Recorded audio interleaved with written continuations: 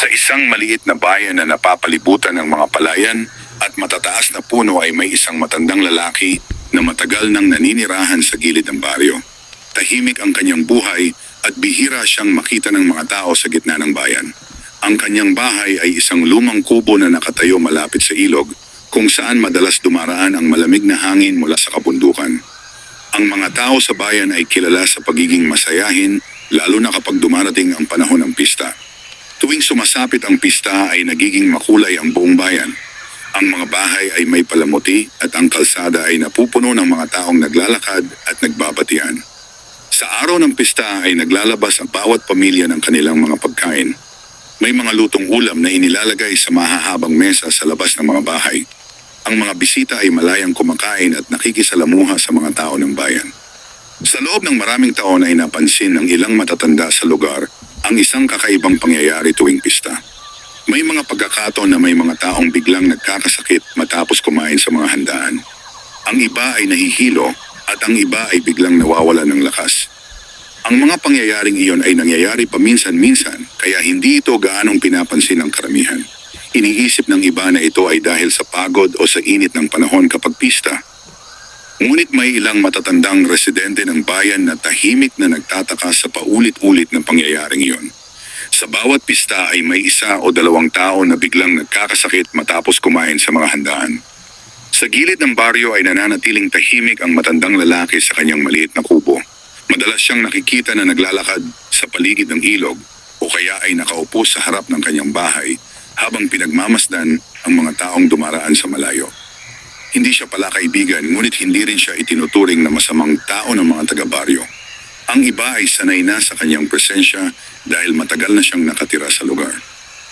Tuwing malapit na ang pista ay may kakaibang gawain ang matandang lalaki. Sa mga gabing tahimik ay lumalabas siya ng kanyang bahay at naglalakad papunta sa maliit na gubat malapit sa ilog. Doon siya pumipitas ng ilang halaman na hindi karaniwang ginagamit ng mga tao sa pagluluto. Maingat niyang inilalagay ang mga dahon at ugat sa isang lumang lalagyan na lagi niyang dala. Pagkatapos ay bumabalik siya sa kanyang kubo at nananatili roon hanggang sa dumating ang araw ng pista sa bayan. Sa araw ng pista ay makikita ang matandang lalaki na naglalakad sa bayan tulad ng ibang residente. Tahimik siyang dumadaan sa pagitan ng mga tao habang ang paligid ay puno ng musika at tawanan. Ang mga mesa na puno ng pagkain ay nakahanay sa magkabilang gilid ng kalsada.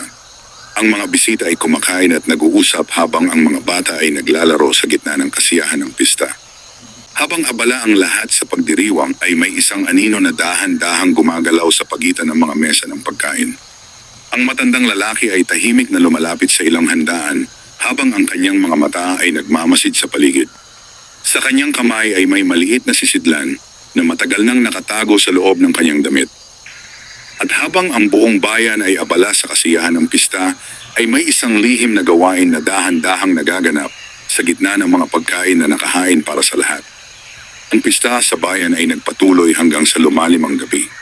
Ang mga tao ay patuloy na nagkakasiyahan habang ang mga mesa ng pagkain ay unti-unting nauubos dahil sa dami ng mga bisita na dumadaan sa bawat bahay. Ang mga ilaw sa kalsada ay nagbibigay ng maliwanag na tanawin sa buong baryo. Habang ang kasiyahan ay patuloy na naririnig sa buong bayan ay tahimik na gumagalaw ang matandang lalaki sa pagitan ng mga mesa na puno ng pagkain. Ang kanyang mga hakbang ay mabagal at tila walang nagiging pansin sa kanyang pagdaan. Ang maliit na sisidlan na nakatago sa loob ng kanyang damit ay nananatiling mahigpit niyang hawak. Sa bawat paglapit niya sa isang mesa, ay sandali siyang humihinto at tumitingin sa paligid upang tiyakin na walang mata ang nakatingin sa kanya. Kapag ang paligid ay abala sa tawanan at pag-uusap ay mabilis niyang inilalapit ang kanyang kamay sa mga pagkain na nakahain. Ang laman ng maliit na sisidlan ay dahan niyang inilalagay sa ilang putahe bago siya muling lumalakad palayo. Ang kanyang galaw ay napakabilis at maingat kaya walang nakakapansin sa ginagawa niya. Sa paningin ng mga tao ay isa lamang siyang matandang lalaki na dumaraan sa gitna ng pista. Habang lumilipas ang oras ay patuloy ang kanyang tahimik na gawain. Ang ilang pagkain na nakahain sa mga mesa ay nagkaroon ng lihim na sangkap na hindi alam ng mga taong kumakain sa paligid. Pagkaraan ng ilang oras ay nagsimulang mapansin ng ilang tao na may mga bisitang biglang nakakaramdam ng kakaiba matapos kumain. Ang ilan ay biglang nahilo at ang iba ay napaupo sa gilid ng kalsada dahil sa panghihina ng katawan.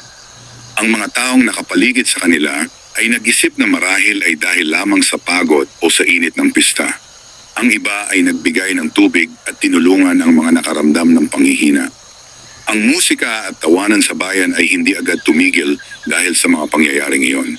Ang karamihan sa mga tao ay patuloy na nagdiwang habang ang gabi ay unti-unting lumalalim. Ngunit sa isang bahagi ng kalsada ay may isang matandang babae na tahimik na nagmamasid sa paligid. Matagal na siyang nakatira sa baryo at ilang beses na niyang napansin ang mga kakaibang pangyayari tuwing pista.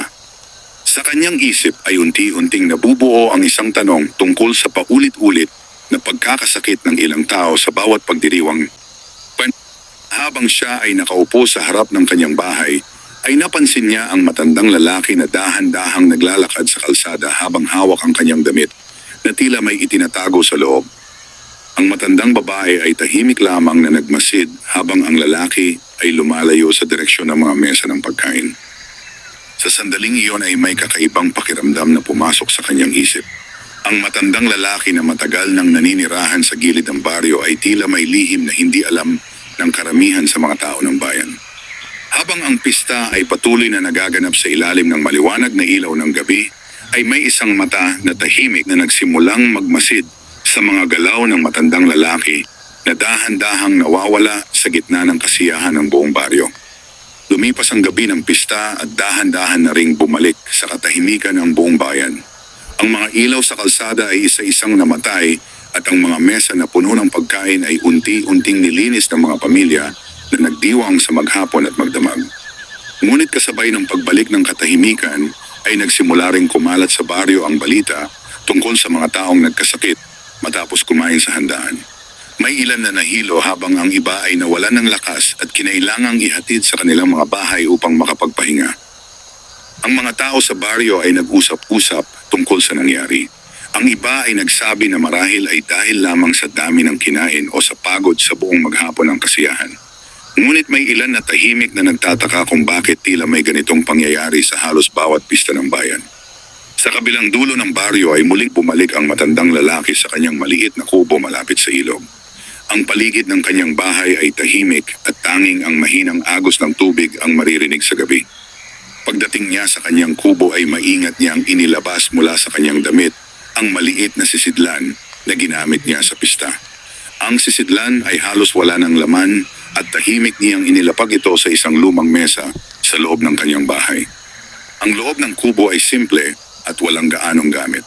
May isang maliit na higaan at isang mesa na puno ng mga lumang bote at tuyong halaman na maingat na nakalagay sa magkakahiwalay na lalagyan. Ang mga halamang iyon ay matagal na niyang kinokolekta mula sa gubat malapit sa ilog. Alam niya ang mga ugat at dahon na may kakaibang epekto sa katawan ng tao. Habang ang buong bayan ay natutulog matapos ang mahabang pista, ay tahimik na naupo ang matandang lalaki sa harap ng kanyang mesa. Ang kanyang mga mata ay nakatingin sa mga bote na naglalaman ng mga tuyong halaman. Sa kabilang bahagi naman ng baryo ay nanatiling gising ang matandang babae na nakakita sa kanya noong gabi ng pista. Hindi mawala sa kanyang isip ang kakaibang kilos ng matandang lalaki sa gitna ng mga mesa ng pagkain. Sa kanyang mahabang paninirahan sa baryo ay ilang beses na niyang narinig ang mga kwento tungkol sa mga taong biglang nagkakasakit tuwing pista. Ngunit ngayon ay tila may bagong tanong na nabuo sa kanyang isip matapos ang kanyang nakita. Kinabukasan ay nagpatuloy ang usapan sa baryo tungkol sa mga nagkasakit. Ang ilang pamilya ay nagbahagi ng kanilang pag-aalala habang ang iba ay nag-isip na baka may pagkain na napabayaan sa init ng panahon. Ngunit ang matandang babae ay tahimik lamang na nakikinig sa usapan ng mga tao. Sa kanyang isip ay unti-unting bumabalik ang alaala ng matandang lalaki na dahan-dahang naglalakad sa pagitan ng mga mesa ng pagkain habang hawak ang kanyang damit. Habang ang araw ay unti-unting sumisikat sa ibabaw ng mga palayan, ay tila may isang lihim na nagsisimulang mabuo sa isipan ng matandang babae. At sa unang pagkakataon, matapos ang maraming taon ng pista sa baryo, ay may isang tao na nagsimulang mag-isip na ang mga pangyayari tuwing pagdiriwang ay maaaring hindi isang simpleng pagkakataon lamang. Lumipas ang ilang araw matapos ang pista at unti-unting bumalik sa normal ang buhay sa baryo. Ang mga tao ay muling abala sa kanilang mga gawain sa bukid at sa kanilang mga tahanan. Ang mga palayan ay muling napuno ng mga magsasaka habang ang mga kalsada ay tahimik na lamang tulad ng dati. Ngunit sa kabila ng pagbabalik ng katahimikan ay may isang tao sa baryo na hindi mapakali ang isip. Ang matandang babae na nakapansin sa kilos ng matandang lalaki noong gabi ng pista ay patuloy na nag-iisip tungkol sa kanyang nakita. Sa bawat pag-alala niya sa gabing iyon ay malinaw niyang nakikita sa kanyang isip ang matandang lalaki na dahan-dahang naglalakad sa pagitan ng mga mesa ng pagkain.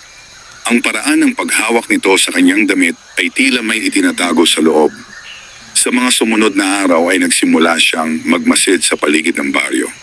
Tahimik niyang pinapansin ang mga kilos ng matandang lalaki tuwing ito ay nakikita niya sa malayo. Ang matandang lalaki ay patuloy na namumuhay sa kanyang maliit na kubo malapit sa ilog.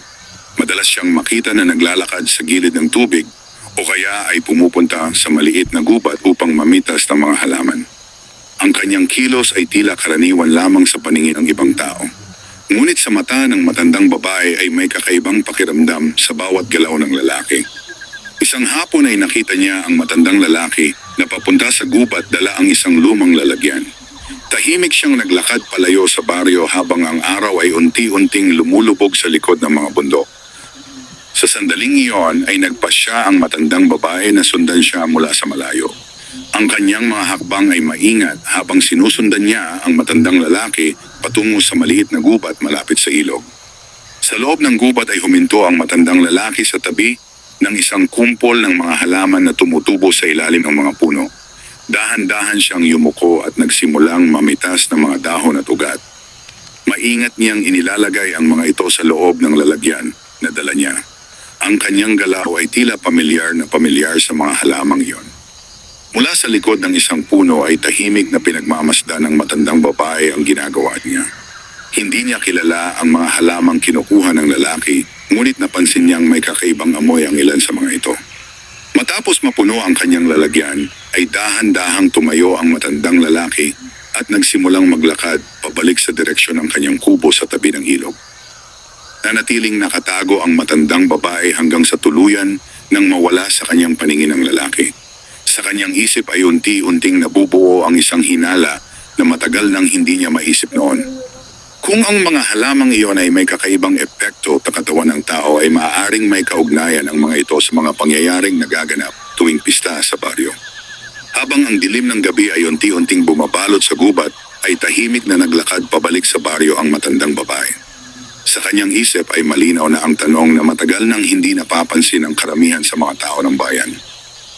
At sa mga susunod na araw ay alam niyang kailangan niyang mas maingat na pagmasdan ang matandang lalaki na matagal nang naninirahan sa gilid ng baryo. Ang mga araw sa baryo ay nagpatuloy na tila walang nagbago sa buhay ng mga tao. Ang mga magsasaka ay abala sa kanilang mga palayan habang ang mga pamilya ay tahimik na gumagawa ng kanilang mga gawain sa mga tahanan. Ngunit sa isip ng matandang babae ay patuloy na umiikot ang mga alaala ng kanyang nakita sa gubat. Sa bawat araw na lumilipas ay mas naging mapagmasid siya sa mga galaw ng matandang lalaki na naninirahan sa gilid ng baryo. Tahimik niyang pinapansin ang bawat pagkakataon na nakikita niya ang lalaki na naglalakad papunta sa ilog o sa maliit na gubat. Ang matandang lalaki ay nananatiling tahimik at bihirang makipag-usap sa ibang tao. Ang kanyang buhay ay tila umiikot lamang sa kanyang kubo at sa mga halamang kanyang kinokolekta mula sa gubat. Isang umaga ay nakita ng matandang babae ang lalaki na muling papunta sa gubat dala ang kanyang lumang lalagyan. Ang kanyang mga hakbang ay mabagal ngunit sigurado habang siya ay naglalakad palayo sa baryo. Mula sa malayo muling sinundan ng matandang babae ang kanyang galaw. Ang kanyang puso ay mabagal ang tibok habang siya ay nagtatago sa likod ng mga puno upang hindi mapansin. Pagdating sa loob ng gubat ay muli niyang nakita ang matandang lalaki na yumuyuko sa tabi ng mga halamang tumutubo sa ilalim ng malalaking puno. Maingat niyang pinipitas ang mga dahon at ugat na tila may mahalagang gamit sa kanya. Matapos makuha ang ilang halaman ay naglakad ang lalaki papunta sa isang maliit na bahagi ng gubat kung saan may isang patag na bato sa lupa. Doon niya inilapag ang lalagyan at nagsimulang durugin ang ilang dahon gamit ang isang maliit na bato. Mula sa likod ng isang puno ay malinaw na nakita ng matandang babae ang ginagawa niya. Ang mga dahon na dinudurog ng lalaki ay naglabas ng maitim na katas na dahan-dahan niyang inilagay sa loob ng maliit na bote. Ang bote na iyon ay halos katulad ng sisidlan na nakita niyang hawak ng lalaki noong gabi ng pista sa baryo. Sa sandaling iyon ay mas lalong tumibay ang hinala sa isip ng matandang babae. Ang mga halamang kinokolekta ng lalaki ay maaaring ginagamit upang gumawa ng isang bagay na inilalagay niya sa mga pagkain tuwing pista. Tahimik niyang pinanood ang matandang lalaki habang tinatapos nito ang paghahalo ng mga dinurog na halaman sa maliit na bote. Matapos nito ay maingat niyang itinago ang bote sa loob ng kanyang damit. Pagkatapos ay kinuha niya ang lalagyan na puno ng mga dahon at nagsimulang maglakad pabalik sa direksyon ng kanyang kubo sa tabi ng ilog. Nanatiling nakatago ang matandang babae hanggang sa tuluyan nang mawala sa kanyang paningin ang lalaki. Ang kanyang isip ay puno ng mga tanong na hindi na niya kayang baliwalain. Sa kanyang mahabang paninirahan sa baryo ay hindi niya kailanman inisip na may isang taong tahimik na gumagawa ng ganitong lihim sa gitna ng kanilang komunidad. Habang siya ay naglalakad pabalik sa baryo, ay alam niyang ang kanyang nakita ay hindi lamang isang simpleng pangyayari. Ito ay isang lihim na maaaring may kaugnayan sa mga taong nagkakasakit tuwing pista sa kanilang bayan. Lumipas ang mga araw at patuloy na nanatiling tahimik ang baryo. Ang mga tao ay abala sa kanilang mga gawain sa bukid at sa kanilang mga tahanan. Ang mausapan tungkol sa nakaraang pista ay unti-unting nawala habang ang buhay sa baryo ay bumalik sa karaniwang takbo nito. Ngunit sa isip ng matandang babae ay hindi nawala ang mga alaala ng kanyang nakita sa gubat. Ang imahe ng matandang lalaki na nagdururog ng mga dahon at naglalagay ng maitim na katas sa isang maliit na bote ay patuloy na bumabalik sa kanyang alaala. Sa bawat araw na lumilipas ay mas lalo niyang naiisip na ang lihim na gawain ng lalaki ay maaaring may kaugnayan sa mga pangyayaring matagal nang nagaganap tuwing pista sa baryo. Isang hapon ay nagpasya ang matandang babae na dumaan malapit sa kubo ng matandang lalaki sa gilid ng ilog. Ang kanyang paglalakad ay tila karaniwan lamang upang hindi makatawag pansin sa sino mang makakakita sa kanya. Ang kubo ay tahimik at ang paligid ay napapalibutan ng mga puno at damo na bahagyang gumagalaw sa hangin mula sa ilog. Ang pinto ng kubo ay bahagyang nakabukas at walang naririnig na anumang galaw sa loob. Dahan-dahan siyang lumapit sa gilid ng kubo at sumilip sa loob ng maliit na siwang ng pinto. Sa loob ay nakita niya ang isang lumang mesa na may mga bote at lalagyan na puno ng mga tuyong dahon at ugat ng halaman. Ang ilan sa mga bote ay may maitim na likido na tila katulad ng nakita niyang ginagawa ng matandang lalaki sa gubat. Ang mesa ay puno ng mga halamang tila maingat na pinaghalo-halo upang makabuo ng isang kakaibang sangkap. Habang tahimik siyang nagmamasid ay may narinig siyang mga hakbang mula sa likod ng kubo. Mabilis siyang lumayo sa pinto at nagtago sa likod ng isang puno malapit sa ilog. Mula roon ay nakita niya ang matandang lalaki na papalapit sa kubo dala ang isang maliit na sisidlan. Ang kanyang mukha ay seryoso habang siya ay naglalakad patungo sa pintuan ng kanyang bahay. Pagpasok ng lalaki sa kubo ay dahan niyang isinara ang pinto sa likod niya. Sa loob ng bahay ay nagsimula siyang mag-ayos ng mga bote at lalagyan sa ibabaw ng mesa. Ang matandang babae ay nanatiling nakatago habang pinagmamasdan ang kubo mula sa malayo. Sa kanyang isip ay lalong naging malinaw ang hinala na ang matandang lalaki ay may lihim na gawain na matagal nang itinatago sa baryo. Ang mga halamang kinokolekta niya sa gubat at ang mga bote na may maitim na likido sa loob ng kanyang kubo ay tila bahagi ng isang gawain na hindi alam ng karamihan sa mga tao. Habang ang araw ay unti-unting lumulubog sa likod ng mga bundok, ay tahimik na umalis ang matandang babae mula sa lugar na iyon. Sa kanyang isip ay may isang mabigat na pasya na unti-unting nabubuo. Ang lihim na kanyang natuklasan ay hindi maaaring manatiling nakatago kung ito ay may kaugnayan sa mga taong nagkakasakit tuwing pista sa baryo. Lumipas ang ilang araw matapos ang nakita ng matandang babae sa kubo ng matandang lalaki.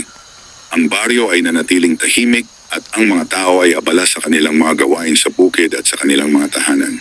Sa paningin ng karamihan ay tila walang kakaibang nangyayari sa kanilang komunidad.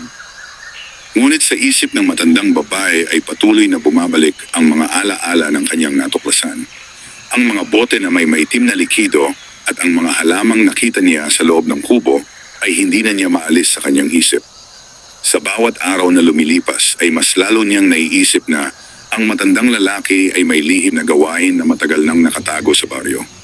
Ang mga pangyayari tuwing pista ay tila unti-unting nagkakaroon ng sagot sa kanyang isip. Isang hapon ay nagpasya siyang makipag-usap sa isa sa mga matatandang lalaki sa baryo na matagal nang kilala sa pagiging mapagmasid sa mga nangyayari sa kanilang lugar. Ang matandang lalaki ay nakaupo sa harap ng kanyang bahay habang pinagmamasdan ang mga taong dumaraan sa kalsada. Dahan-dahan siyang lumapit at naupo sa tabi nito. Ang kanilang usapan ay nagsimula sa mga karaniwang bagay tungkol sa buhay sa baryo at sa mga gawain sa bukid. Habang lumilipas ang oras ay unti-unti niyang ibinahagi ang kanyang mga napansin sa mga nakaraang araw. Ikinuwento niya ang kanyang nakita sa gubat at ang mga bote na nasa loob ng kubo ng matandang lalaki sa gilid ng baryo. Ang matandang lalaki ay tahimik na nakinig habang ang kanyang mukha ay naging seryoso sa bawat salitang kanyang naririnig.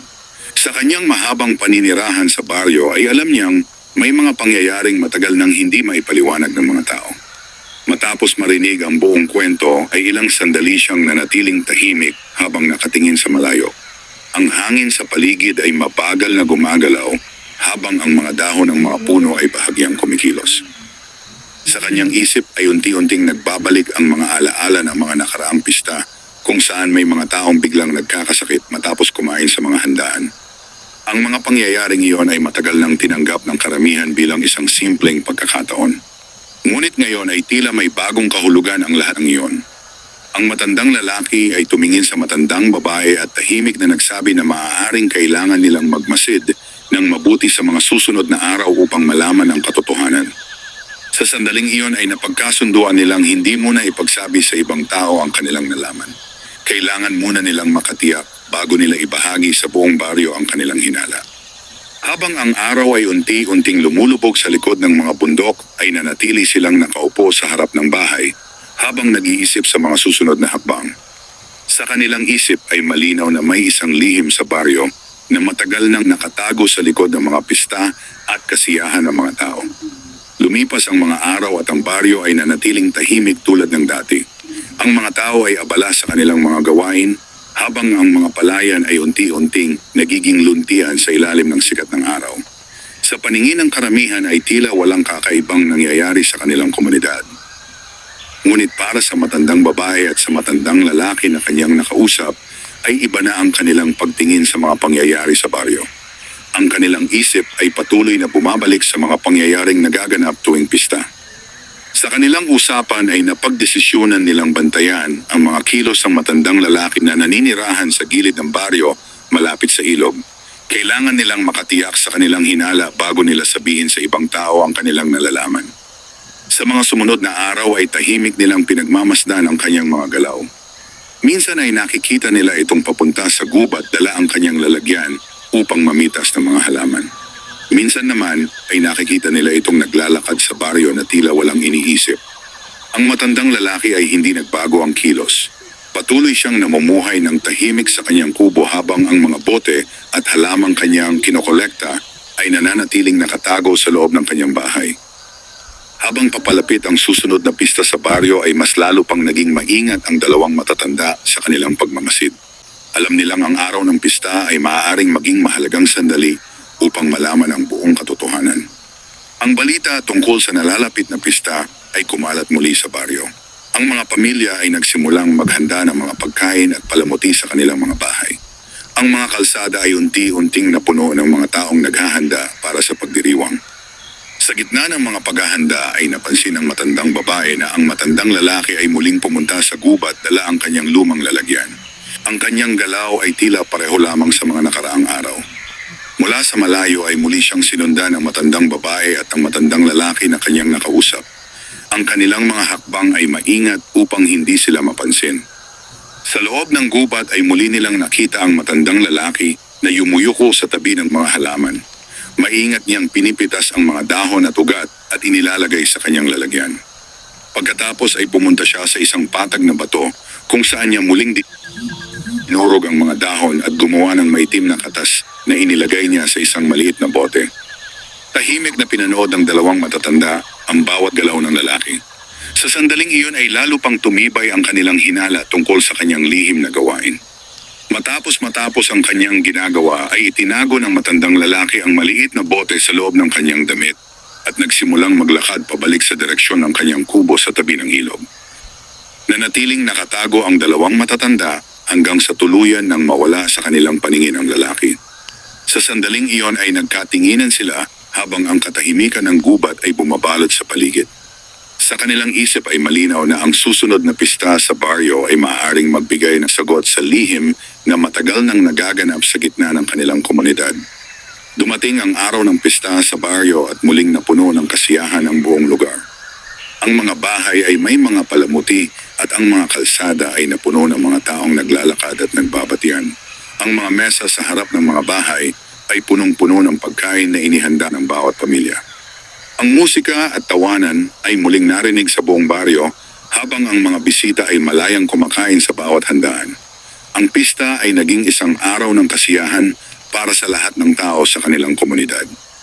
Sa gitna ng mga taong nagdiriwang ay tahimik na naglalakad ang matandang lalaki. Ang kanyang mukha ay walang ipinapakitang emosyon habang siya ay dumadaan sa pagitan ng mga mesa ng pagkain. Mula sa malayo ay tahimik siyang pinagmamasdan ng matandang babae at ang matandang lalaki na kanyang nakausap ilang araw bago ang pista. Ang kanilang mga mata ay nakatuon sa bawat galaw ng matandang lalaki. Sa kanyang paglapit sa isang mesa ng pagkain ay bahagyang tumigil ang matandang lalaki at tumingin sa paligid. Ang mga tao sa paligid ay abala sa pagkain at pakikipag-usap kaya walang nakapansin sa kanya. Sa sandaling iyon ay dahan niyang inilabas mula sa loob ng kanyang damit ang maliit na sisidlan na naglalaman ng maitim na likido. Mabilis niyang inilapit ang kanyang kamay sa isang putahe at lihim na inilagay ang laman ng bote. Pagkatapos ay muling itinago ang sisidlan at naglakad palayo na parang walang nangyari. Ang kanyang galaw ay tahimik at maingat upang hindi mapansin ng sinuman. Ngunit sa pagkakataong iyon ay may dalawang pares ng mata na malinaw na nakakita sa kanyang ginawa. Ang matandang babae at ang matandang lalaki ay tahimik na nagkatinginan matapos nilang makita ang lihim na ginawa ng matandang lalaki sa mesa ng pagkain. Sa kanilang isip ay wala nang alinlangan sa kanilang hinala. Ang matandang lalaki na matagal nang naninirahan sa gilid ng baryo ay siya nga ang naglalagay ng lason sa mga pagkain tuwing pista. Habang ang kasiyahan ng pista ay patuloy na naririnig sa buong baryo ay tahimik na nag-usap ang dalawang matatanda sa gilid ng kalsada. Alam nilang hindi na nila maaaring hayaan na magpatuloy ang ganitong gawain. Ang lihim na kanilang natuklasan ay kailangang malaman ng buong baryo upang mapigilan ang matandang lalaki. Habang ang gabi ay unti-unting lumalalim at ang mga tao ay patuloy na nagdiriwang, ay nagpasya ang dalawang matatanda na sabihin sa mga pinuno ng baryo ang kanilang nakita. Sa sandaling iyon ay nagsimulang magbago ang katahimikan ng pista sa baryo dahil ang lihim na matagal nang nakatago sa likod ng mga handaan ay unti-unti nang malalantad sa harap ng lahat. Habang patuloy ang kasiyahan ng pista sa baryo, ay dahan-dahan na ring kumilos ang matandang babae at ang matandang lalaki na nakakita sa lihim na gawain ng matandang lalaki. Ang kanilang mga hakbang ay mabilis ngunit maingat habang sila ay papunta sa bahay ng pinuno ng baryo. Sa gitna ng musika at tawanan, ay tahimik nilang ipinaalam sa pinuno ng baryo ang kanilang nakita sa mesa ng pagkain. Ikinuwento nila ang lahat ng kanilang natuklasan mula sa gubat hanggang sa kubo ng matandang lalaki sa gilid ng baryo. Ang pinuno ng baryo ay nakinig ng mabuti habang ang kanyang mukha ay naging seryoso sa bawat salitang kanyang naririnig. Ang mga pangyayaring matagal nang nagaganap tuwing pista ay tila nagkaroon ng malinaw na sagot sa kanyang isip. Matapos marinig ang buong kwento ay agad niyang tinawag ang ilang kalalakihan sa baryo upang tahimik na bantayan ang matandang lalaki na patuloy na naglalakad sa gitna ng pista. Sa gitna ng mga taong nagdiriwang ay unti-unting lumapit ang mga kalalakihan sa matandang lalaki. Ang kanilang mga mata ay nakatuon sa kanyang mga galaw habang ang paligid ay patuloy na puno ng kasiyahan. Sa sandaling iyon ay napansin ng matandang lalaki ang kanilang paglapit. Ang kanyang mukha ay naging seryoso habang ang kanyang mga mata ay tumingin sa mga taong nakapaligid sa kanya. Tahimik siyang hinarap ng pinuno ng baryo at tinanong tungkol sa maliit na sisidlan na nakatago sa loob ng kanyang damit. Ang mga tao sa paligid ay nagsimulang tumingin sa kanila habang ang usapan ay unti-unting napapansin ng iba. Nang buksan ang sisidlan ay nakita ng mga tao ang maitim na likido na matagal nang inilalagay sa mga pagkain tuwing pista. Ang mga bulong ng pagtataka ay kumalat sa paligid habang ang mga tao ay nagkatinginan sa isa't isa. Ang matandang lalaki ay nanatiling tahimik habang hawak ng pinuno ng baryo ang maliit na bote. Ang mga taong nakapaligid ay nagsimulang magtanong kung bakit niya ginagawa ang ganoong bagay sa gitna ng kasiyahan ng kanilang baryo. Sa sandaling iyon ay tuluyan ng nalantad ang lihim na matagal nang nagaganap sa bawat pista. Ang mga pangyayaring matagal nang itinuturing na simpleng pagkakataon ay nagkaroon ng malinaw na dahilan. Ang mga tao sa baryo ay nakaramdam ng galit at pagkabigla sa kanilang nalaman. Ang matandang lalaki na matagal nilang nakikita sa kanilang komunidad ay may lihim na matagal nang nagdulot ng panganib sa kanilang mga handaan. Sa gabing iyon ay dinala ng mga kalalakihan ng baryo ang matandang lalaki palayo sa gitna ng pista upang siya ay managot sa kanyang ginawa. Ang mga mesa ng pagkain ay agad na sinuri upang maiwasan ang anumang maaaring makapinsala sa mga tao. Ang kasiyahan ng pista ay pansamantalang tumahimik habang ang mga tao ay nag-usap-usap tungkol sa nangyaring paglalantad ng lihim.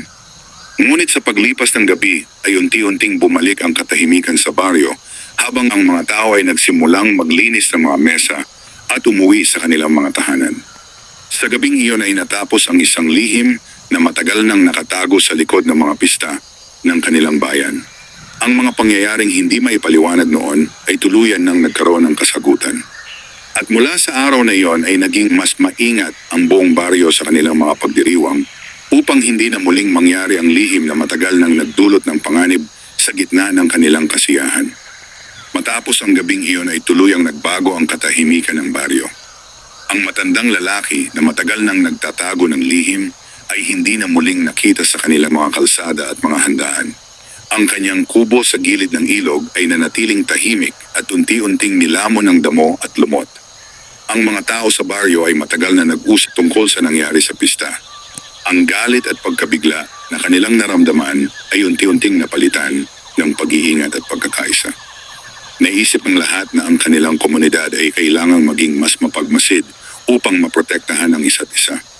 Ang mga susunod na pista sa baryo ay naging mas maingat ang paghahanda. Ang mga pagkain ay sama-samang binabantayan ng mga pamilya at ang bawat handaan ay sinisiguro na ligtas para sa lahat ng makikibahagi sa pagdiriwang. Ang dating takot na dulot ng mga hindi maipaliwanag na pagkakasakit tuwing pista ay tuluyang nawala. Ang mga tao ay muling nagdiwang ng may kapanatagan sa kanilang mga puso. Ang matandang babae at ang matandang lalaki na unang nakapansin sa lihim ay naging tahimik na bahagi ng pagbabago sa baryo.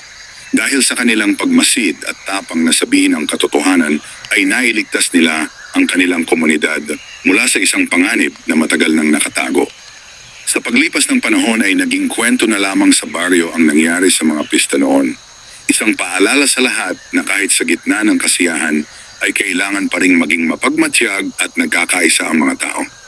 At mula noon, ang bawat pista sa kanilang bayan ay hindi lamang naging araw ng kasiyahan, kundi naging simbolo ng pagkakaisa at pag-iingat ng isang komunidad na natutong protektahan ang isa't isa mula sa anumang lihim na maaaring magdulot ng panganib sa kanilang kapayapaan.